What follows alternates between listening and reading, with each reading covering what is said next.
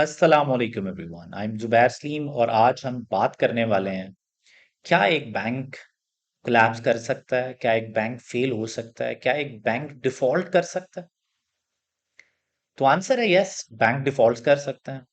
So the next question is sir, मेरे पैसे एक बैंक में पड़े हुए हैं, अगर वो बैंक डिफॉल्ट कर जाता है तो मेरा क्या होगा? मेरे पैसे मुझे वापस मिलेंगे या नहीं? क्या कोई श्योरिटी है? क्या कोई इंश्योरेंस है या नहीं? तो इन चीजों के आंसर्स हम ढूंढने की कोशिश करेंगे through our recent bank collapse जो कि यूनाइटेड स्टेट्स में हुआ है। And the name of bank was Silicon Valley bank. Guys, ये 16th largest bank of United States था। 16th largest bank of United States. ये लार्जेस्ट बैंक बाय डिपॉजिट्स था in Silicon Valley. Silicon Valley उस area को बोलते हैं हम जहां पे मेजॉरिटी टेक कंपनीज के हेडक्वार्टर्स हैं। बहुत बड़ी बड़ी companies like Google, like Facebook, जैसे माइक्रोसॉफ्ट, एचपी, जूम, मेजॉरिटी जो टेक कंपनीज हैं उनके हेडक्वार्टर्स वहां पे। इसका मतलब है बहुत ज्यादा पैसा है वहां पे लोगों के पास। गाइस, इस बैंक को बैंक्स ऑफ इनोवेटर्स भी कहा जाता था। And the reason was simple, क्योंकि इन लोगों ने जो technology related and health care related जितनी भी इनोवेशंस हो रही थी, उसके 40% स्टार्टअप्स इन अमेरिका किसी ना किसी तरह इन लोगों ने उन्हें हेल्प किया था। या तो थ्रू जॉइंट वेंचर्स उन्हें फाइनेंस किया था, या फिर उन्हें किसी ना किसी तरह की सर्विसेज प्रोवाइड की थी to raise IPOs as well. अब इतना बड़ा बैंक जिसको 24th of Feb, एक one of the largest, one of the big four firms, audit firms ने एक ऑडिट रिपोर्ट इशू की विच वाज क्लीन कि ये कंपनी चलती रहेगी और हमारे नोटिस में ऐसा कुछ नहीं आया कि ये डिफॉल्ट करेगी। तो क्या ऐसा हुआ कि after just 14 days, on 10th March 2023, ये बैंक डिफॉल्ट कर जाता है। इंटरेस्टिंग फैक्ट एक और भी था कि 10th March 2023 को बैंक्स में के एम्प्लॉइज को बोनसेस डिसबर्स हो रहे हैं कि भाईजान क्या काम कर दिया आपने, आप तो छा गए हैं, आपने तो कमाल कर दिया सर, आपने ये कैसे कर दिया। तो बोनसेस डिसबर्स किए जा रहे हैं और आफ्टर फ्यू आवर्स, सिर्फ 3 से 4 घंटे के बाद, उस कंपनी का कंट्रोल गवर्नमेंट ऑफिशियल्स ने ले लिया और उन्होंने कहा भाईजान सॉरी, आप तो डिफॉल्ट कर गए हैं, आपके पास तो पैसे नहीं है, लिक्विडिटी नहीं है टू पे योर डिपॉजिटर्स या to your customers, to your account holders. तो ऐसे कैसे हो गया, इस बात को हम समझेंगे।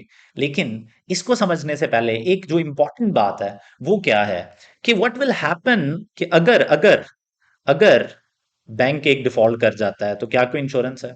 तो इंटरेस्टिंग बात यह है कि ऑलमोस्ट दुनिया की हर कंट्री में एक अवेलेबल है इंश्योरेंस।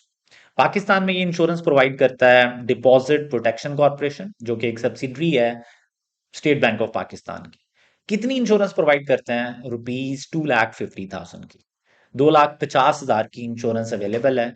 अगर इसका मतलब क्या है? इसका मतलब यह है कि अगर मेरे अकाउंट में अमाउंट जो पड़ी हुई है वो है कितनी, 3 लाख, और ये बैंक डिफॉल्ट कर जाता है, बैंक कहता है भाई मेरे पास पैसे नहीं है, जाओ जो करना है कर लो, तो ये डीपीसी मुझे कितने पैसे देगा? 2,50,000 रुपएगा भाई, बाकी 50,000 आपका नुकसान।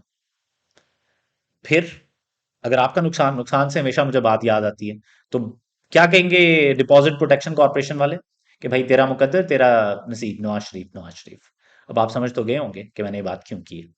अब in the same way bank, USA में भी कोई ना कोई ऑर्गेनाइजेशन तो होगी, कोई ना कोई इंस्टीट्यूट तो होगा जो ये इंश्योरेंस प्रोवाइड करता है। तो yes, federal deposit insurance corporation वहां पे एक इंस्टीट्यूट है जो कि $2,50,000 की इंश्योरेंस देता है। इसका मतलब ये है कि अगर एक बेचारे गरीब इंसान ने सारी जिंदगी जमा पूंजी को 35 लाख, 50 लाख, 60 लाख, 70 लाख रखवा दिया एक बैंक में, और उस बैंक वो बैंक डिफॉल्ट कर जाता है, तो व्हाट विल हैपन? सर, सिर्फ 2.5 लाख रुपए की इंश्योरेंस है, बाकी कोई इंश्योरेंस नहीं। हाँ, प्राइवेटली करानी है करा ले इंश्योरेंस कि भाईजान इंश्योरेंस कंपनी मुझे पे करेगी। बट ये होगा आपके साथ अगर कोई बैंक आपका डिफॉल्ट कर जाता है in Pakistan, and we also talked about USA. अब हम समझने की कोशिश करेंगे कि क्या होता है जब र्यूमर्स आते हैं कि एक मार्क कंपनी डिफॉल्ट करने वाली है, यानी एक बैंक डिफॉल्ट करने वाला है। तो आप सोचें क्या होगा अगर एक बैंक डिफॉल्ट करने वाला है, इस खबर ये खबर आ जाए। तो इंटरेस्टिंग बात क्या है जी? इंटरेस्टिंग बात यह है कि बैंक के सामने लाइनें लग जाएंगी पैसे विड्रॉ करने वाले की। देखिए आपके सामने दो पिक्चर्स आ रही हैं, ये सिलिकॉन वैली बैंक के सामने 9 मार्च की लाइंस हैं। जब उन्हें समझ आई कि यार ये बैंक डिफॉल्ट कर सकता है, तो उन्होंने पागलों की तरह लाइनें लगाई, एटीएम्स के थ्रू जितने पैसे निकाल सकते थे निकाले, और बैंक्स के साथ थ्रू जितने भी निकालने की कोशिश की निकाले। अब जब इतने लोग ज्यादा पैसे लेने आ जाएंगे तो बैंक के पास तो लिमिटेड फंड्स होते हैं। सर लिमिटेड फंड्स क्यों होते हैं? लोगों का पैसा पड़ा तो होता है बैंक के पास, वही पैसा वो वापस कर दें। तो आंसर है बैंक ने कौन सा रखा होता है अपने पास? सारा रख के थोड़ी बैठे बैठे होते हैं। बैंक ने वो पैसा कहीं ना कहीं इन्वेस्ट कर दिया होता है, और उन इन्वेस्टमेंट्स पे को बेच के ये पैसे दिए जा सकते हैं। अब सारा पैसा तो बैंक के पास अवेलेबल नहीं होता। तो जब इतने ज्यादा लोग एक पैनिक सिचुएशन में, एक खबर पे, चाहे वो झूठी ही हो, एक पैनिक करके लोग आएंगे कि पैसे दें, तो बैंक के पास इतने पैसे नहीं होंगे कि वो दे सके। अब सिलिकॉन वैली बैंक, इतना बड़ा बैंक जिसके पास लार्जेस्ट डिपॉजिट्स थे इन सिलिकॉन वैली, तो इन लोगों ने बड़ा कोशिश की कि हम पैसे इंटरटेन करें। लोग आते गए, ये पैसे देते गए, और इंटरेस्टिंगली पता क्या हुआ? 42 billion just in a one day. इतने पैसे इन लोगों ने डिपॉजिटर्स को, अकाउंट होल्डर्स को वापस किए। लेकिन भाई बैंक के पास पैसा खत्म हो गया, और इवन बैंक नेगेटिव पैसे में चला गया, नेगेटिव बैलेंस में चला गया। अब क्या होगा? ये समझने वाली बात है। अब बैंक्स क्यों डिफॉल्ट कर गए? इन्वेस्टमेंट्स तो थी, इन्वेस्टमेंट्स बेचते और पैसे वापस कर देते। Now we need to understand the reasons, और रीजंस हम समझेंगे अगली वीडियो में।